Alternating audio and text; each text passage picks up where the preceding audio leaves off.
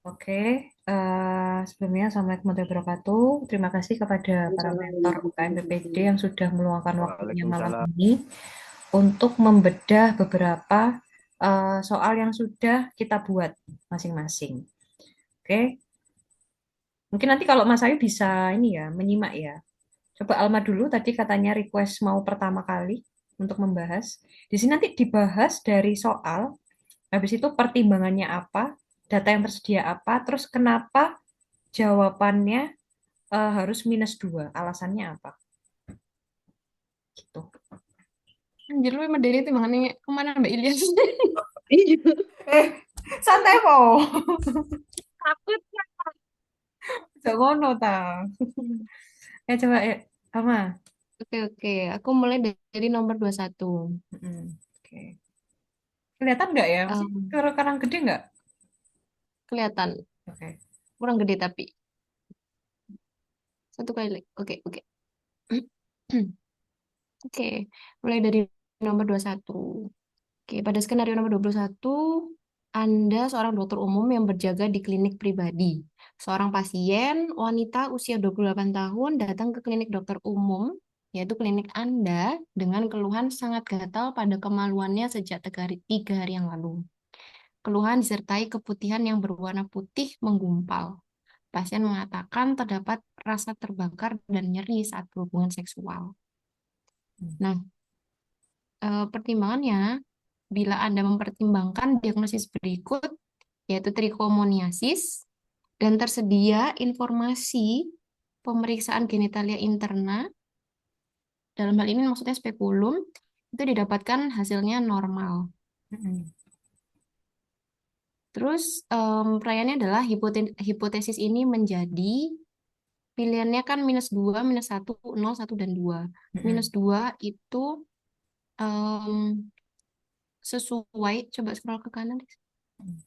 Eh, yang -2 itu jadi sangat tidak mungkin, -1 itu jadi tidak mungkin, 0 itu bisa iya, bisa tidak, terus +1 itu mungkin, +2 sangat mungkin. Nah, pada kondisi ini kalau dari klinisnya itu pasiennya mengeluhkan gatal, di mana kalau gejala gatal itu cenderung pada jamur. Oke. Kemudian, jadi kalau misalkan diagnosis trichomoniasis itu nggak sesuai. Pun pada saat pemeriksaan genitalia interna itu didapatkan hasil yang normal itu juga nggak sesuai. Karena kalau memang trichomoniasis itu harusnya kondisi genitalia internanya tuh bukan normal, melainkan ada gambaran strawberry cervix. Gitu. Jadi yang jawabannya adalah yang sangat tidak mungkin. Oke. Dari satu soal ini, apakah apa namanya Mas Ayu, khususnya Mas Ayu ya, karena kan belum belum bikin soal, itu paham nggak dengan tipikal soalnya? Dan nanti bisa di ini nggak bisa bisa mengimajinasikan nggak nanti cara menjelaskan ke muridnya seperti apa gitu. Untuk tadi yang sudah dibahas Alma sih udah mulai ada gambaran ya. Mungkin ada beberapa yang bakal dijelaskan nanti. Mungkin aku bakal lebih paham lagi. Mungkin bisa dilanjut dulu. Oke, ya jadi kalau misalnya dari soal Terima ini kasih. sih aku setuju ya apa namanya dengan pendapatnya Alma karena di sini kan dia pertimbangannya adalah trichomoniasis yang dimana kalau trichomoniasis itu dari keputihannya aja itu sudah warnanya hijau kekuningan dan pas dilakukan pemeriksaan pemeriksaan apa namanya. Oh ya, nanti menjelaskannya seakan-akan dengan simulasi mengajar ya, teman-teman sekalian. Pemirsa. Oke, jadi kayak misalnya yang pada ditemukan serviks itu kan biasanya ada strawberry cervixnya. Jadi memang jawabannya adalah -2 ya. Nah itu kalau -2 itu skala likatnya adalah 2. Lek skala likat yang paham ini Ilyas. Kalau aku jujur masih apa memahami gitu. Oke, next Al. nomor selanjutnya. Next. Hmm. Nomor selanjutnya. Nah, ini aku bikin soalnya sama, Mm-mm. cuman untuk pertimbangan dan data tersedianya itu berbeda. Karena aku ngeliat yang sebelum-sebelumnya itu juga ada kayak satu skenario, tapi bisa jadi beberapa soal gitu kan. Mm-mm. Aku coba Hmm. apa namanya pertimbangan dan data tersedianya yang tak modifikasi. Oke, jadi skenarionya masih sama. Pasiennya datang dengan kondisi kemaluannya gatal, disertai keputihan. Nah, pertimbangan kali ini itu ada informasi bahwasanya pada pemeriksaan genitalia eksterna itu didapatkan adanya gambaran vulvanya eritem, kemudian disertai dengan erosi di sekitar introitus vagina. Kemudian pada pemeriksaan genitalia interna didapatkan sekret putih bergumpal dan tidak berbau. Ada data yang tersedia juga pada pemeriksaan KOH 10% didapatkan gambaran sel Yes, blastospora, dan pseudohiva. Nah, pada soal ini skala Likert-nya itu menjadi satu dan plus 2. Kenapa? Karena sesuai dengan kondisi atau klinisnya pasien, di mana dia gatal, keputihan. Terus pada pemeriksaan genital eksterna, dia didapatkan eritem, erosi, yang mana kondisi tersebut bisa terjadi akibat pasien tersebut menggatal nggak tuh, menggaruk, menggaruk di area genitalnya tersebut. Makanya timbullah eritem, terus erosi, jadi bisa sampai luka. Terus pada pemeriksaan genitalia interna juga didapatkan sekret putih bergumpal itu. Nah, itu kan khas punyanya Candida atau jamur. Terus dia tidak berbau. Sementara kalau trichomoniasis itu dia bau. Terus pemeriksaan penunjang pada data yang tersedia itu didapatkan gambaran PBY, Pseudohiva, Blastospora, dan Body cell. Jadi sesuai bahwasanya itu mengindikasikan suatu kandida. Jadi artinya dari skenario terus habis itu data pertimbangannya, data tersedia itu semua sesuai gitu, sinergis lah mengarah ke kandidiasis. Makanya skala Likert-nya itu +1 dan +2. +2 untuk sangat sesuai atau sangat mungkin. +1 untuk mungkin atau sesuai. Oke. Terus -1 tidak sesuai, -2 sangat tidak sesuai. Oke. Gitu. Apa namanya? Jadi di sini kan ini untuk apa namanya catatan untuk tim soal juga ya Alma ya. Jadi Hmm. satu soal itu ternyata bisa dibedah menjadi beberapa soal lagi.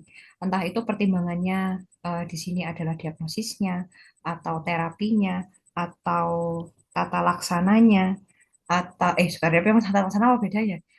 Pemeriksaan fisiknya, pemeriksaan penunjangnya, jadi bisa dibedah. Nah, kalau yang dari apa ini namanya kemarin yang dikasih contoh sama atau yang sudah dijelaskan sama Ilyas, contohnya kayak di PPT SCT kemarin itu kan satu soal bisa beranak. Jadi satu satu bukan satu satu skenario maksudnya. Satu skenario itu bisa beranak menjadi beberapa soal. Nah, untuk itu aku masih belum tahu nantinya UKM PPD itu bakalan kayak gitu apa enggak. Bisa jadi memang nanti kayak CBT, satu soal, ada 150 soal. Ya, satu skenario, satu pertimbangan, satu data tersedia. Ada juga mungkin bisa terjadi soalnya misalnya cuma 50, tapi beranaknya 3 4 kayak gitu. Ya, terus kemarin juga aku sudah dibilangin Ilyas bahwa kalau apa namanya soal soal CBT itu bisa di switch menjadi SCT. Sebenarnya ya toh kemarin. Ya, bisa. Bisa toh. Nah, itulah kenapa kok mending nanti modulnya itu kalau misalnya memang mau KBM-nya SCT itu nanti soalnya tinggal diganti aja. Nanti jadi nanti ada data pertimbangan, ada data tersedia. Oke. Terus Al, kalau misalnya ini kan kalau misalnya dari soalmu ya, ini kan jawabannya kan -2 sama +2, yang satunya juga +2. Kayak misalnya jawabannya nol, kayak idem gitu dari soalmu Nah, itu ini, dari hmm, soalmu ini, menurutmu gimana? berarti dia itu harusnya bisa sesuai, bisa tidak kan? Iya, bisa ya, bisa enggak. Jadi benar-benar masih ngawang. Berarti salah satu baik itu data pertimbangan atau data tersedianya ini sih, di apa? Diambigukan. Iya, Data iya. tersedianya mungkin KUA 10% didapatkan gambaran yang normal gitu mungkin. Ya, itu bisa. Jadi bisa iya, bisa enggak. Nah, itu kalau misalnya jawabannya nol, gitu. Aku udah buat sih 5 soal yang dia itu jawaban masing-masingnya -2, -1, 0, +1, sama +2. Gitu. Oke. Skenarionya yuk. Skenarionya satu, Susah terus banget. soalnya jadi beberapa kayak nomor 21 sama 22 yang tak buat ini. Oh, jadi kayak satu skenario nanti beranak soalnya. Jadi misalnya satu skenario nih, soal nomor satu skenario. Terus habis itu nanti soal A itu datanya ini, data pertimbang, sorry pertimbangannya ini, data tersedianya ini. Setuju apa enggak? Habis itu yang B, ini nanti data pertimbangannya ini, data tersedianya ini. C, pertimbangannya ini, data tersedianya itu. Kayak gitu. Bisa jadi kayak gitu. Cuman masih belum apa namanya tahu gimana soalnya belum ujian. Coba Al yang ini pediatri Al. Oke, yang nomor 23. Seorang anak laki-laki berusia 5 tahun dibawa orang tuanya ke poli urologi RSI Jemur Sari karena merasa kesakitan di bagian kelaminnya. Jika keluhan muncul, pasien sampai menangis akibat nyeri berat. Keluhan disertai dengan demam dan bengkak pada kedua buah zakar. Menurut ibu pasien, keluhan yang dirasakan oleh anaknya membuat penurunan nafsu makan pada anak. Anak juga beberapa kali mengeluhkan sakit pada perut bagian bawah. Sebelum sakit, anak tergolong aktif dan lebih banyak beraktivitas tinggi. Pada pemeriksaan, tanda vital 110/70, heart rate 70 kali per menit, respiration rate 22 kali per menit, dan suhu 38 derajat Celcius. Pada pertimbangannya, didapatkan informasi baru sebagai berikut ini. Yaitu sebelumnya pasien juga mengeluhkan nyeri pada pipi sebelah kanan sejak 5 hari lalu. Keluhan memberat jika makan dan digerakkan. Namun, teman sebangkunya juga mengalami hal serupa. Namun, keluhan tersebut sudah berangsur membaik. Data tersedia dilakukan pemeriksaan ultrasonografi Doppler, tapi tidak didapatkan gangguan pada peredaran darah skrotum. Oke, kemudian kalau dari kasusnya ini, skala Likert-nya itu mengarah ke +2 atau +1. Tuh, jadi em, sebenarnya untuk kasus ini adalah kalau kasus komplikasi dari parotitis. Kenapa kok bisa parotitis? Karena dia punya riwayat penyakit sebelumnya, yaitu nyeri pada pipi sebelah kanan sejak 5 hari. Terus temannya juga mengalami hal serupa, dalam artian dia sama-sama merasakan bengkak di depan pipi itu. Jadi bisa jadi parotitis epidemika. Kemudian pada saat ini yang dikeluhkan adalah orkitisnya. Tuh, terus kenapa kok sesuai juga? Karena pada data tersedia dilakukan pemeriksaan ultrasonografi Doppler, ternyata tidak ada gangguan pada peredaran darah di skrotum. Kalau ada, bisa jadi bukan parotitis, tapi bisa mengarah ke torsio. Karena di skenarionya itu juga ada riwayat aktivitas fisik yang tinggi. Gitu. Jadi yang paling sesuai itu adalah skala Likert yang +2 atau +1. Oke.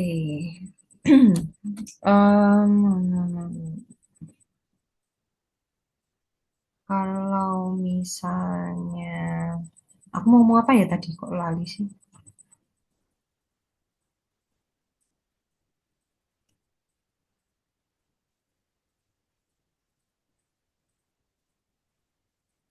Oke, aku lupa guys mau ngomong apa. Oke, jadi like misalnya ini apa namanya? Aku juga setuju ya sama Alma. Dia kan memang ada nyeri di kantung di skrotumnya, di gua zakar keduanya, ya kan? Nah, kalau misalnya apa namanya?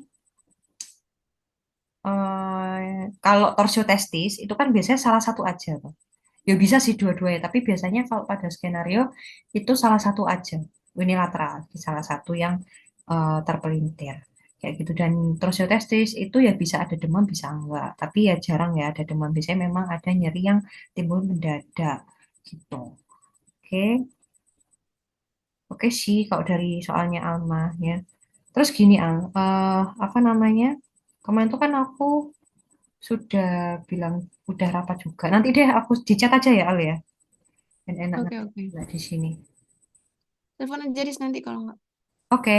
Semakin tua jempolku semakin kaku. Nah, yang biasanya VN. Oke, Ya. sekarang Dila. Di- Halo, halo. Ya. Ini kurang deal. Masa ngene tok deal? Enggak, iku nang apa koyo formate. Aku copas nah. Eh, kok ngene yo? Mm-mm. Ya saya piye ya? Kayak gini ya. Tuh, kau pencet sebelah atas, Nih. atas lagi, atas. Yang kanan, kanan, kanan. Sebelahnya apa? Panah ke atas itu loh. Terus, nah itu, pencet. Pakai yang nomor 2. Nah, Oh. itu. Anjay, kok sama ngono ya? Sangat, Cak. Gila, Rahasianya gila. apa ya? IT bincang nih bos. Amalannya Wes. apa ya?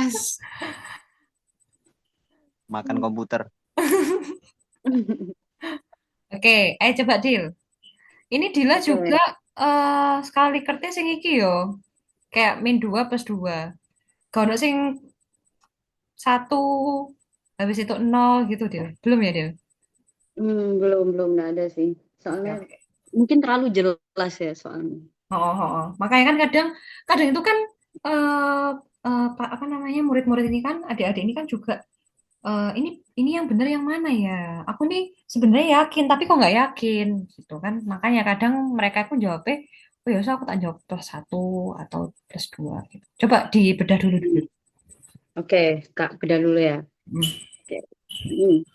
Ya, ini dari soalnya kan seorang wanita usia 25 tahun yang datang ke fasilitas kesehatan mengeluhkan adanya nyeri perut bawah, ya, nyeri perut bawah sejak 2 hari yang lalu, di mana nyerinya disertai keputihan yang berbau tidak sedap. Terus pasien juga mengeluhkan nyeri saat berkemih dan nah, perdarahan pervagina tidak ditemukan. Terus pasien mengatakan memiliki pasangan seksual baru 3 dan soalnya aktif juga. Terus pasien mengatakan saat berhubungan itu tidak menggunakan kontrasepsi kondom. Nah, dari pemeriksaan fisiknya itu ada nyeri tekan di hipogastrium dan ada nyeri goyang pada serviksnya. Nah, untuk pemeriksaan vital sign-nya itu Ini suara Dila putus-putus atau aku nih sing anu?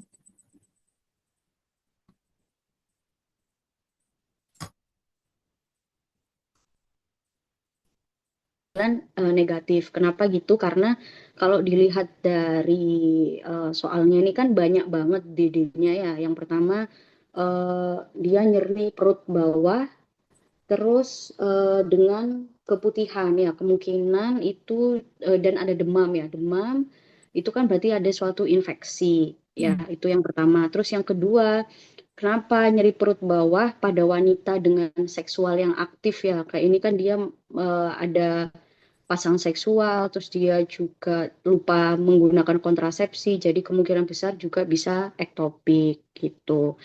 Nah, tapi di sini pertimbangannya hasil pemeriksaan tes kehamilan negatif, jadinya diagnosis pasiennya itu adalah ya diagnosisnya itu harusnya PID PID, bukan kehamilan ektopik karena ada infeksi, terus ada juga keputihan, dan juga yang lebih jelas adalah tidak ada perdarahan. Gitu sih kalau yang objin yang nomor 1 ini. Makanya jawabannya adalah -2 atau kurang tepat ya, atau -1 gitu. Oke, AFK itu apa? Apa? Enggak, Alma. Oke, PID. Coba kalau misalnya ditambahin PID itu kan banyak ya di sana itu ada maksudnya di pelvis itu kan ada banyak organ kan. Ada apa namanya Ada. ovarium, ada juga salving, ada juga uterusnya, ada juga cervixnya. Itu kan termasuk PID juga. Kalau misalnya ininya adalah PID, menurutku jawabannya bukan -2. Kayak misalnya dia langsung alasannya adalah cervicitis, misalnya karena di sini ada nyeri goyang pada cervix, berarti kan dia kurang lebihnya cervicitis toh. Berarti ini fix. Oh, ini fix nih cervicitis. Alasannya seperti itu, ya kan? Nah, kalau gini jawabannya bisa skala Likert-nya di -1, Dil. Kalau menurutku ya, Dil. Oke. Nah, karena di sini kan PID, yang dimana PID itu menyangkut beberapa organ yang ada di pelvis. Kayak gitu. Jadi, kalau misalnya kamu mau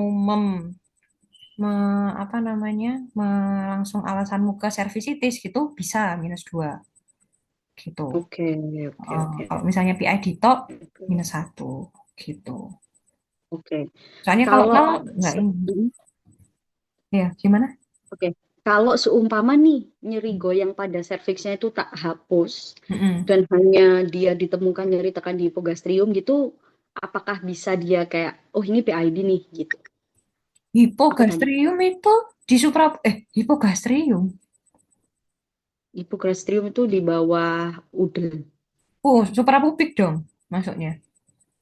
Hipogastrium itu iya hiper hipogastrium itu kan berarti di bawah ini, Di bawah di bawah epigastrium. epigastrium di Oh, daerah di udel. udel berarti. Heeh. Umbilikalis berarti. Daerah situ. Oh, kayak misalnya ini dihapus, nyeri goyang Oh, serviksnya dia. aku ngerti. Mungkin kalau dibuat suprapubik dia akan semakin rancu dengan ISK. Kayak Iya, gitu. makanya. Hmm, Iya, dia mm-mm, dia akan semakin rancu dengan ISK. Makanya kamu pakai hipogastrium dan ada nyeri goyang pada serviks. mm-mm, Ya sih, betul.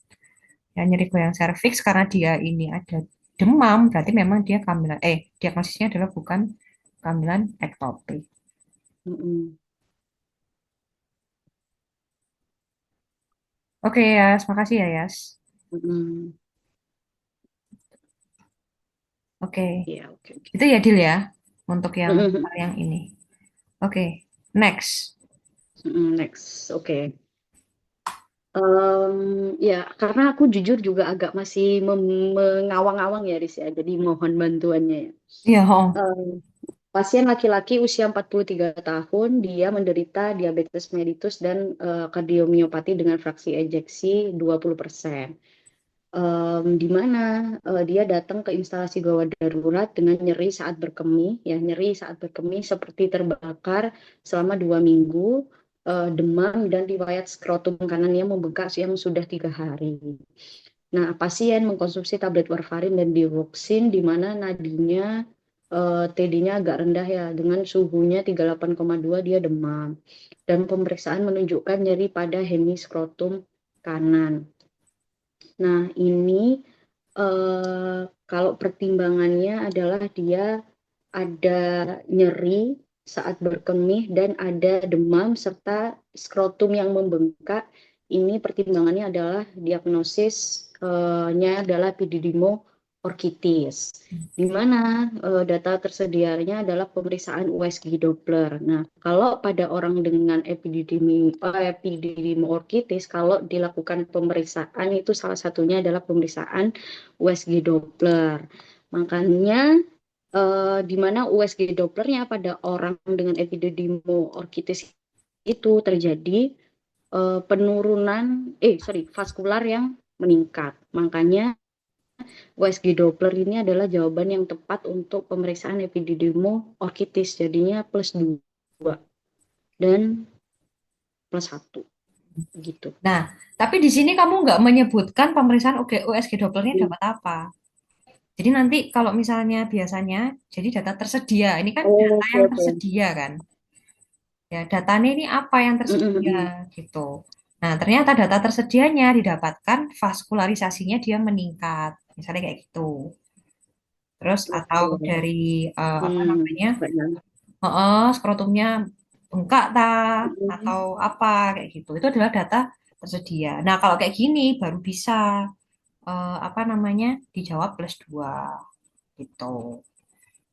Oke. Oke, oke, Oke, oke, oke. biasanya kan kalau epididymoorkitis kan ini karena parotitis ya, MAMS itu. Ini emang karena ada Mm-mm. kardiomyopati bisa? Kok aku baru tahu ya. Enggak sih, itu perancu aja sih itu sebenarnya. Makanya apa? Hah? Gitu. Mungkin nanti, Perancu aja sih. ya ya. Mungkin nanti ya sama kayak Alma tadi, bisa ditambahin riwayat pernah MAMS gitu. Kayak gitu sih. Dan Oke, ini oke, kan oke. kalau misalnya fraksi ejeksi EF ini kan ngomongnya kayak, ah ini jantung ini gitu kan. Ini, jadi orang-orang jadi bingung. Apalagi kamu tambahin mengonsumsi tablet warfarin dan digoxi. Ya, jadi orang nanti muridnya bingung, bingung kayak ini masuknya kemana, ke jantung atau ke bedahnya, kayak gitu. Itu sih deal. Oke. Halo, halo. Oh, oh, Sorry. oh. Oh ya. Sorry pedot mau. Oh, ya internetku unstable. Jadi, dek misalnya mau kamu, jadi kalau misalnya tips menjawab soal nih ya, misalnya ini untuk parameter Mm-mm. juga, untuk memilih kapan kita memilih +2 ataupun -2, itu benar-benar fix ini kudu, ya, ini bukan, Oke. gitu. Karena dari apa namanya, skenario sudah mengarah kemana, dari pertimbangannya apa, dan data tersedianya apa. Jadi memang ini untuk sejani untuk para ini sih, tim soal nanti. Jadi dia itu harus lebih apa ya ngomongnya ya. Jadi langsung langsung lebih mengarah ini diagnosisnya kemana gitu. Saya kan kalau Oke, oke, misalnya oke. kayak gini kan rancu banget toh.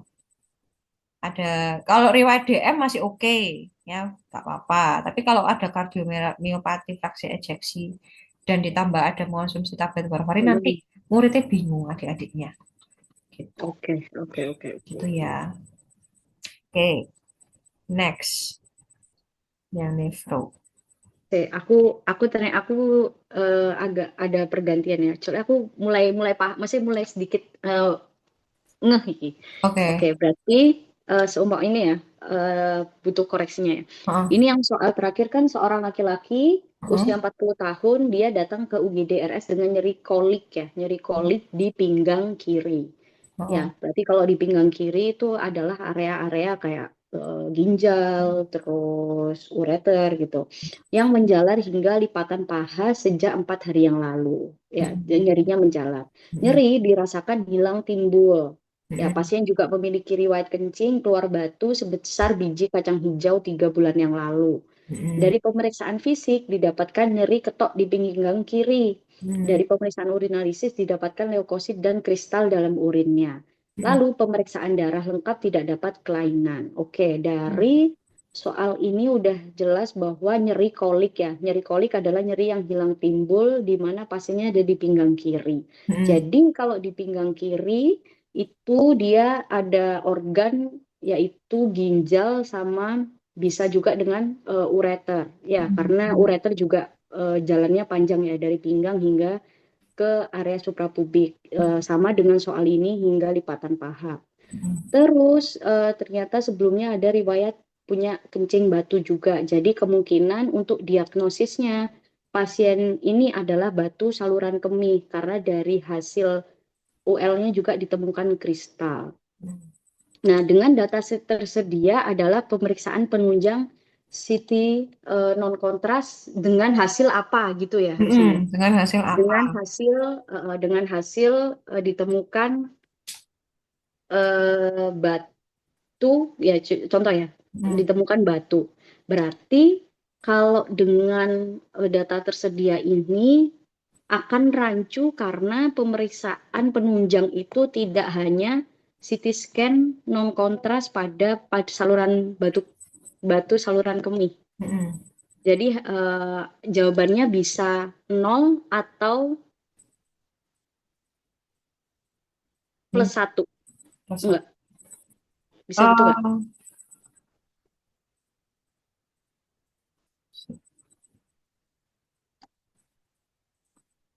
Kok plus satu, Din?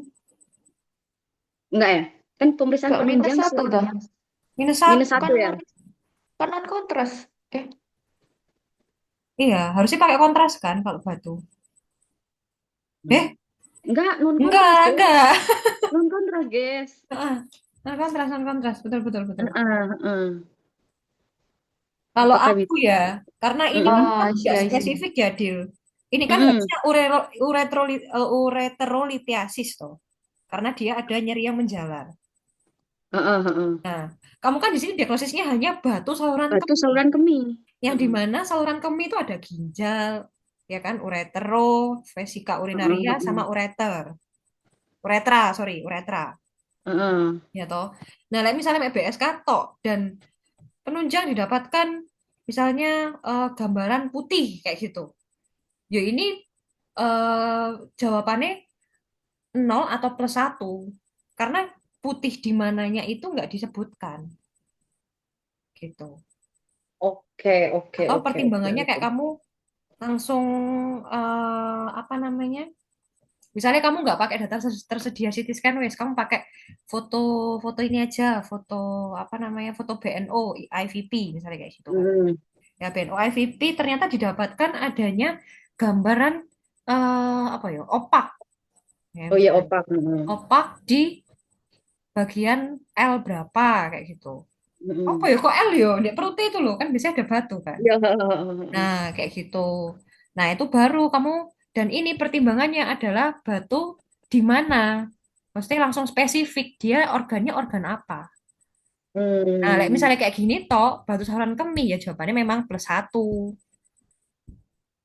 Oke, oke, oke. Tapi misalnya jawabannya langsung dispesifikin kayak uretrolitiasis kayak gitu. Nah, berarti Mm. jawabannya plus dua. Karena memang nyeri yang menjalar pada ini apa sih jenenge perbatuan di saluran kemih itu kan ya cuman di uretro Mm, mm, mm, mm. Oke, gitu. oke. Jadi ini Kalau bukan gini ya, minus dua, bukan minus dua. Jadi jawabannya bisa ya, bisa tidak. Di sisi lain kan nyeri kan juga bukan karena batu juga, karena ISK juga bisa mm, mm, mm. gitu. Berarti jadinya bisa kayak gini kah? Oh, oh. Tak ganti. Aku sih duanya plus satu yo. Oh, dua Karena, plus satu. oh, oh. Nah, nolnya satu. Ini, Oke, oke, oke, oke. Paham, paham. paham nggak? Mas Ayu gimana Mas Ayu? Aman Mas Ayu? Hadir, hadir. Aman, aman, Halo, aman. aman-aman. Jadi kudu detail kan di antara pertimbangan sama data tersedia, biar nggak ambigu pilihan Mm-mm. likatnya. Gitu Iya, kan? biar nggak ambigu. Tuh. Oh iya, apa mau tanya? Ada Oke, yang mau oke. tanyain? Ntar, tunggu beres dulu aja. Oke, oke. Nadia kemarin sudah baca soalnya belum ya?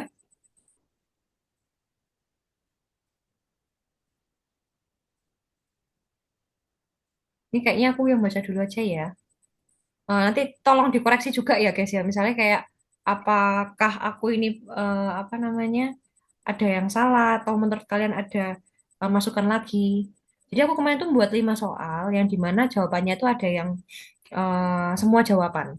Oke, jadi yang pertama itu adalah topik soal neuro. Jadi di sini pasien perempuan 79 tahun datang dengan keluhan kelemahan anggota gerak kanan secara mendadak sejak pagi ini. Sebelumnya pasien masih bisa jalan-jalan, namun pagi ini tiba-tiba mengalami kelemahan. pasien memiliki riwayat hipertensi dan gula yang tidak terkontrol. Pasien didiagnosis hemiparese dextra et causa stroke non-hemorrhagic. Pertimbangannya adalah dari data CT scan ya diagnosisnya tetap stroke non-hemorrhagic ya. Nah, ternyata di gambaran CT scan-nya itu terdapat adanya gambaran hyperdense pada lobus frontal. Nah, di sini aku itu jawabnya -1 ya, sekali katanya yang itu -1. Karena apa? Karena kalau misalnya pada stroke non hemorrhagic itu gambarannya harusnya hypodense bukan hyperdense gitu. Tapi kenapa kok aku nih jawabnya adalah -1? Karena pada stroke yang apa namanya misalnya yang hemorrhagic nih yang dia dia derajatnya sudah subakut maupun kronis itu nanti lama-kelamaan gambarannya akan menjadi hipodens. Misalnya contohnya pada SAH, SN, SDH. Di SDH itu kan kadang kalau itu kan ada fase-fasenya, ada akut, ada subakut, ada yang kronik kalau nggak salah ya. Nah, itu dia lama-kelamaan gambarnya dia akan memudar. Jadi dia akan isodens. Jadi sama dengan jaringan otaknya kayak gitu. Nah, kalau misalnya menurutku sih jawabannya adalah -1. Tapi apakah menurut kalian ada jawaban lain atau ada masukan? Em, berarti kalau misalnya kayak gitu, dipastikan bahwa untuk data tersedianya dijelaskan keterangan waktunya juga. Apa gimana? Keterangan waktu. Ini. Heeh. Ini kan tadi yang kamu pertimbangkan adalah dia akut, subakut, atau kronis kan. Mm-mm. Terus kamu akhirnya milih -1 karena memang di antara tiga itu. Gitu. Jadi kan ini data tersedianya juga ambigu ya di sininya. Data Apa tersedia gimana? juga ambigu. Dan ini pun harusnya CT scan-nya CT scan apa? Kontras atau non kontras. Biasanya kan kalau pada stroke-strokean itu kan CT scan yang non kontras kayak gitu. Makanya di sini aku -1. Karena apa? Karena di sini dia biasanya kan kalau misalnya SH atau stroke hemorrhagic itu kan ada penurunan kesadaran kan. Nah, tapi kalau misalnya pada SNH itu biasanya nggak ada penurunan, ya bisa sih penurunan kesadaran, cuman biasanya prognosisnya kan lebih baik daripada yang SH. Kayak gitu. Yang di sini pada skenario-nya itu tidak ada penurunan GCS, tidak disebutkan ya lebih lebih tepatnya. Makanya aku nggak bisa menjawab fix ini bukan SH gitu. Eh, ini bukan SNH itu sih.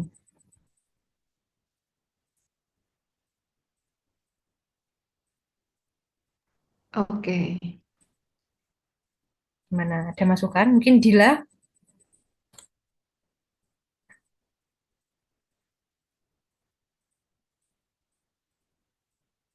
Dila, apa sih? Bingung. Sorry Rek, aku sih menerka-nerka. Soalnya aku bingung ya antara kenapa dia menjadi -1 itu jawaban yang dua gitu. Jadi kayak kalau misalnya aku cara logika aku ya Dil ya. Kalau misalnya nol kan dia idem loh. Dia bisa iya bisa Mm-mm. enggak, ya kan? Kalau -2 itu dia apa namanya? Benar-benar bukan. Kalau +2 berarti benar-benar iya, ya kan? Kayak gitu kan. Nah, tapi kalau misalnya Mm-mm. S1 itu dibilang tidak yuk iya, itu memang enggak, itu bukan bukan dari apa namanya? eh pokoknya salah, cuman Mm-mm. nggak sesalah itu. Oke, I see. Karena Kayak gitu.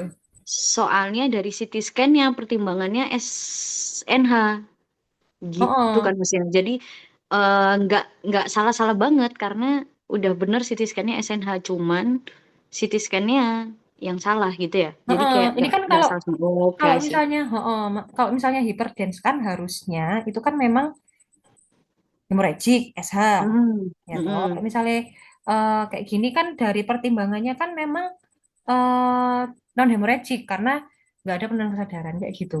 Jadi memang kayak dibilang enggak, ya enggak, tapi enggak seenggak itu. Itu kalau misalnya min satu. Tapi kalau misalnya plus satu, dibilang iya ya iya, Mm-mm. tapi ya enggak seiya itu. Oke, oke, oke, oke, Oke, oke, coba oke. kita, aku juga jawab yang ini, yang plus satu. Coba ya, yang ini ya. Mm-mm. Ini soal objin.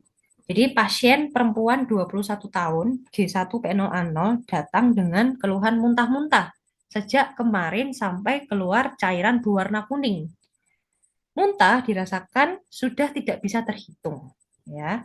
Terus habis itu pasien lemas, tidak bisa makan dan eh, makan dan minum sama sekali. Keadaan umum pasien lemas tapi dia masih kompos mentis. Oke, berarti kan kalau ini dia tidak bisa terhitung kan masuknya adalah hiperemesis gravidarum atau HEG. Yes. Cocok.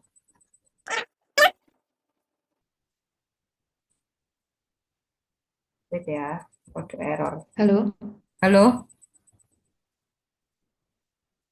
Oh, si laptop kode error. Nah, terus pertimbangannya, astagfirullahaladzim ya Allah, apa sih? Pertimbangannya adalah diagnosis pasien ini adalah HEG.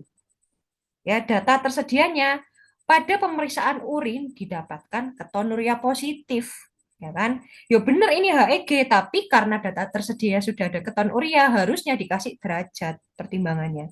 HEG derajat 2 gitu. Makanya di sini aku bilang, ya benar HEG, cuman nggak sebenar itu gitu. Jawabannya betul HEG, tapi kurang spesifik. Karena pada soal didapatkan ketonuria namun GCS-nya masih CM walaupun lemas, harusnya lebih spesifik yaitu HEG derajat 2 gitu. Oke, paham sampai sini.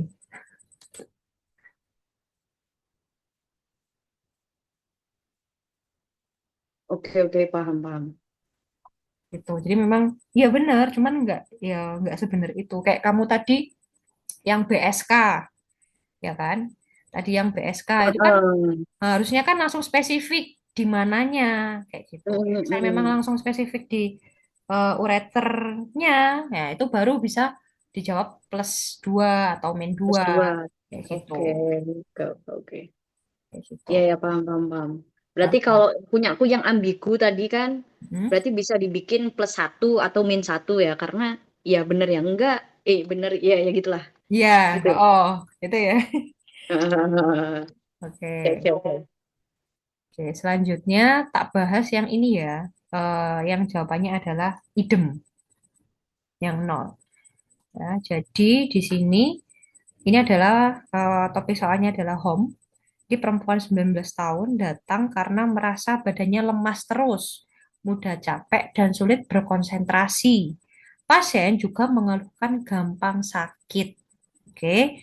Pemeriksaan penunjang yang tepat yaitu pertimbangannya. Pemeriksaan penunjang yang tepat yaitu bone marrow aspiration. Ya, data tersedia pada pemeriksaan darah didapatkan kadar Hb-nya adalah 7. Nah, kadar Hb 7 ini kan dia sudah termasuk anemia, ya toh. Dan kalau misalnya pertimbangannya pemeriksaan penunjang yang tepat yaitu bone marrow aspiration yang dimana BMA ini dia gold standar untuk anemia aplastik, ya toh, yang dimana semuanya pan apa pansitopeni, ya pansitopeni gitu. Dan kalau misalnya ini dibilang anemia ya benar anemia, tapi apakah ini anemia aplastik? Ya belum tentu, karena di sini kurang datanya. Ya, kenapa sih kok aku jawab bisa iya bisa enggak? Karena apa? Di sini pasien juga mengeluhkan gampang sakit, yang dimana kalau misalnya gampang sakit berarti leukositnya juga bisa turun. Nah, misalnya leukositnya bisa turun, berarti kan juga bisa ada komponen darah lain yang turun, misalnya yuk trombosit, ya toh kayak gitu. Tapi memang di sini nggak tak sebutin sih. Apakah kalau misalnya trombosit turun kan ada perdarahan spontan, misalnya kayak gitu. Ini nggak tak sebutin. Makanya di sini jawabannya adalah idem, bisa iya, bisa enggak. Itu alasannya. Diagnosisnya adalah anemi, namun masih belum spesifik termasuk anemi tipe apa. Kan anemi ada banyak. Ada yang dia apa namanya hiperkromik, ya kan, hipokromik kayak gitu-gitu. Jadi ini jawabannya adalah bisa iya, bisa enggak. Jadi pertimbangannya adalah penunjangnya BMA ya bisa iya, bisa enggak. Data tersedianya anemia ya iya memang. Tapi apakah dia pemisahan penunjangnya BMA ya bisa iya, bisa enggak. Gitu. Kayak gitu. Oke. Dari sini ada yang mau ditanyain?